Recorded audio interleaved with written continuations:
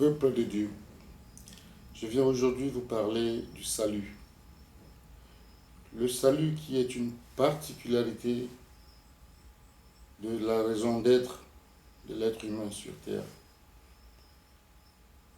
Nous sommes menés aujourd'hui dans un monde capitaliste et sans cœur qui mène le monde droit vers l'enfer. Ceci n'est pas inconscient.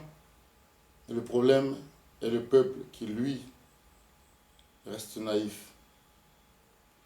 Aujourd'hui, je vais rappeler aux enfants de Dieu, aux enfants du royaume des cieux, que le salut est individuel.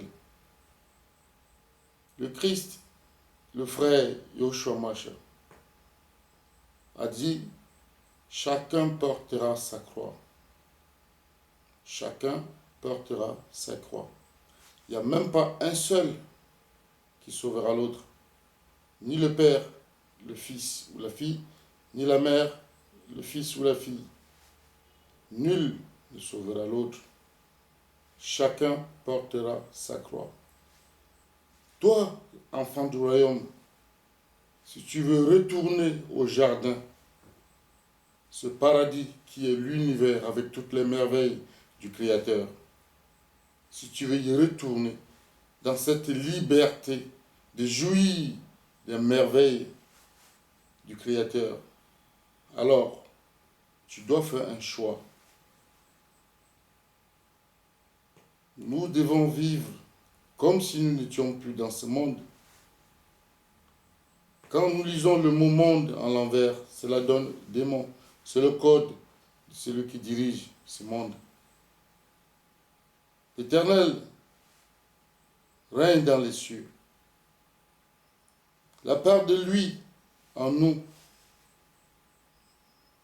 est encore la liberté que nous avons de retourner vers lui ou de rester dans la prison qui est la chair, matière de ce monde.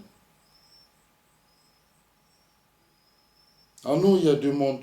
Le monde terrestre, ce corps qui appartient à celui qui gère le monde. Et notre âme, qui est l'esprit, qui est la part du Créateur en nous. C'est ce que l'Éternel réclame. Il réclame notre âme. Il veut notre retour, notre nous-mêmes, nous libres. Pour ce, notre combat doit être de sortir de ce corps qui est cette prison pour nous-mêmes, pour notre âme. Plus nous l'entretenons, plus nous fortifions les murs de notre prison.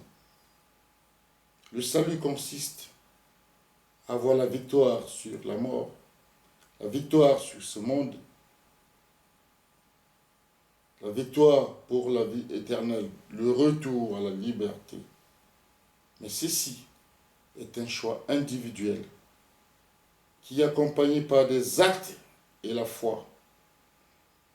Notre monde d'aujourd'hui nous éloigne de la démarche du salut, vers le salut, car il nous occupe tant, et ceci n'est pas inconscient.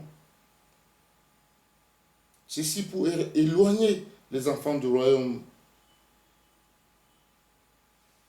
du Créateur dont ils disent, d'autres prétendent, ou le Créateur tout simplement, qu'ils aiment et qui les aiment tant.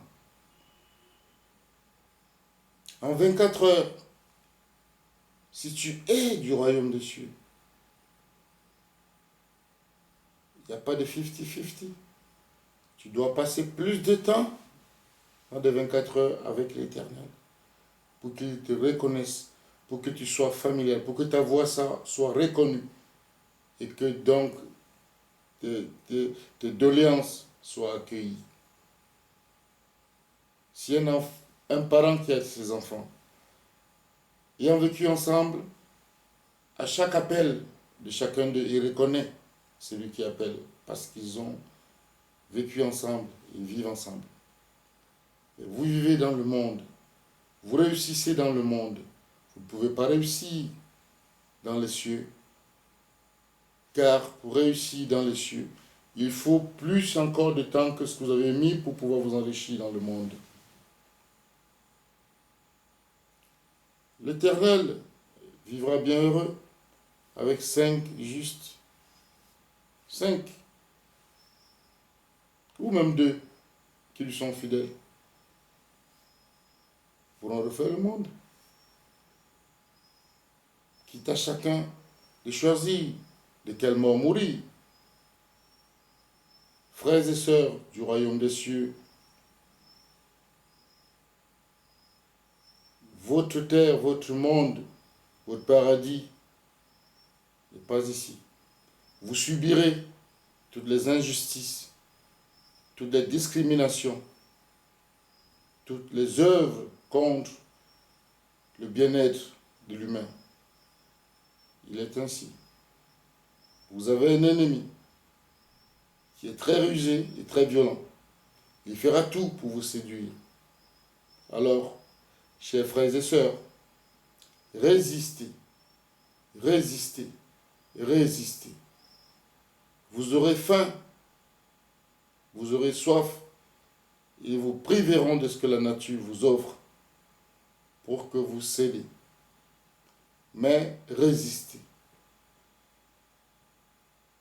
La seule punition que l'Éternel nous a donnée, tu mangeras ton pain à la sueur de ton front.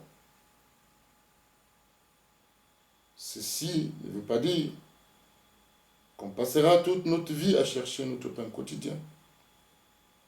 Ceci est pour le corps. Mais nous qui sommes en nous-mêmes la part de l'Éternel, après ce corps dont nous avons tant entretenu et passé tant de temps avec, que deviendrez-nous? Que deviendrons-nous? Qu'est-ce que nous-mêmes, en nous, devenons après ce corps? Il n'y a pas que ce corps qui est là, qui vit. Quand l'Éternel dit, par exemple, partout où tu es dans le secret, je suis là avec toi. Ce n'est pas qu'il est quelque part en train de lorgner. Non. Il le dit et c'est vrai, parce qu'il est en nous. D'aucuns le prennent pour aller le chercher partout dans le monde. Partout où on dit qu'il est, ils vont le chercher. Pourtant, il est en chacun de nous. Chacun le porte. Les chrétiens prétendent suivre Christ. Mais personne ne marche comme il l'a fait. Personne ne marche comme lui. On croit juste. Il était merveilleux, il est époustouflant. Bravo.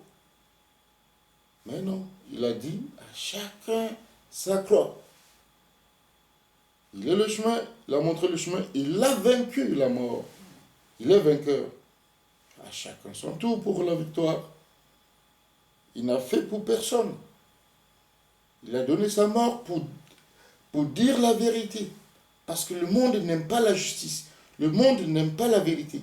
Si vous dites la vérité dans ce monde, si vous êtes un homme juste, non seulement vous ne pouvez pas vous enrichir, mais seulement le monde va vous rejeter, le monde vous tuera. Alors c'est ainsi que votre âme devrait être avec votre corps, en contradiction. Ainsi, le jour où le corps est couché, la mort rejette votre âme. Vous ne mourrez pas, vous restez vivant par la victoire que vous avez eue sur la mort. Parce que dans votre vie, vous ne vous êtes pas donné au jeu, au désir et à l'amour du corps.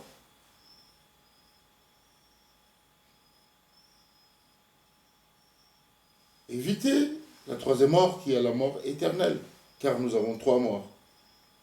La mort physique, celle que nous mourrons tous. La mort spirituelle, celle que nous vivons, mais nous sommes morts. Et la mort éternelle, celle que nous mourrons physiquement, étant morts spirituellement. La mort spirituelle, on peut revenir, on peut se sauver si on se repent et qu'on change radicalement nos anciennes habitudes. Que l'effort quotidien soit à la recherche et à la poursuite de la sainteté. Car pour approcher l'Éternel, il faut être saint. Et pour être saint, Ce n'est pas en priant quelques jours, quelques heures, quelques minutes, tous les jours, ou les dimanches à l'église, ou les vendredis à la mosquée, qu'on aura le salut. Quand vous aimez quelqu'un, vous passez le temps avec la personne. Vous l'écoutez, vous lui parlez, vous la sentez.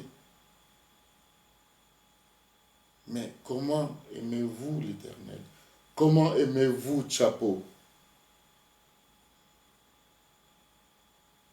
Tchapo a besoin des hommes. Tchapo a besoin de ses enfants pour passer du temps avec lui.